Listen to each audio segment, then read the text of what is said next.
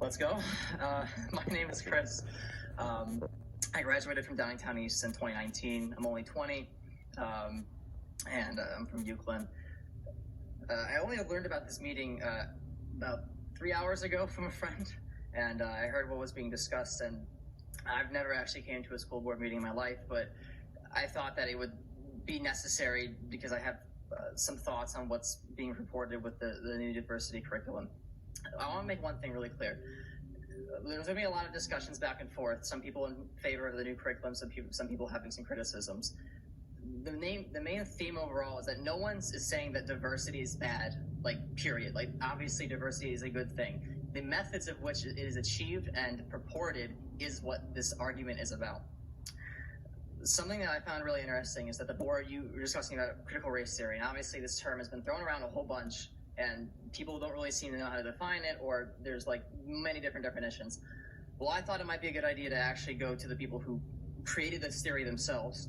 So according to Richard Delgado and Jen Stefanik, who are the founders of critical race theory, there's a couple of things that it purports. The first is that racism is not ordinary but aberrational, meaning that it's infused into the systems that which we live in. And secondly, that our system of life purports white over color ascendancy, which is both psychic and material, meaning that it's so engraved in our society that it's nearly impossible to come out.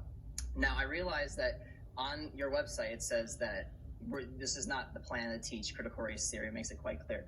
But I find that very hard to believe in spite of all the resources that you guys also lay out on your website. For example, you have many different recommendations of book lists and whatnot for both students, parents, whatever. Something that I found really interesting, so some of these book lists, without going into detail because I only have 3 minutes, is one by Ibram X. Kendi and Ta-Nehisi Coates. If you know anything about these people, especially Ibram X. Kendi, very much supporters of critical race theory. They made it quite clear. In fact, Ibram X. Kendi has said himself, there's no debate over critical race theory. That is exactly how much that he is in favor of it. He also says that, and again, this is books that you are recommending for not only people my age, but kindergartners and, very young children. First, that babies are bred racist or anti-racist. There is no in between. And this is really important, that this word anti-racist has been thrown around. No one ever really seems to define it. The basic premise is that you can't be not racist. You are only racist or anti-racist. So if I say I'm not racist, that doesn't mean anything. You have to be anti-racist. And what anti-racist is colloquially known as is that I have to admit secretly that I am indeed racist in order to be somehow not. It is ludicrous. It is very disappointing as well because, especially with people younger, they have no idea what this is about. They're still learning their very basic mathematics and shapes and whatnot. When I was in kindergarten, we were just discussing favorite seasons. I had no idea about racial disparities or differences whatsoever. But regardless, because I'm going on a tangent a bit, aside from that, there's also many other links that talk about police talks with parents and their kids, insinuating that all police are systemically racist. There's talks about implicit bias, unconscious bias training for people, which these are all resources on your website. And to suggest that you putting these resources there is not going to find its way into the curriculum at some point, I find preposterous, because it's very clearly the case that this is going to eventually trickle down at some point. Now, what I want to preface as well is that, again, everyone who disagrees with the methods of which you're going through this diversity, we want people to learn the full history of the U.S. We want to know the faults that we've done in the United States, because there have been many, many egregious, atrocious things that the U.S. has done. But we overcame those things, and that's the great story about America.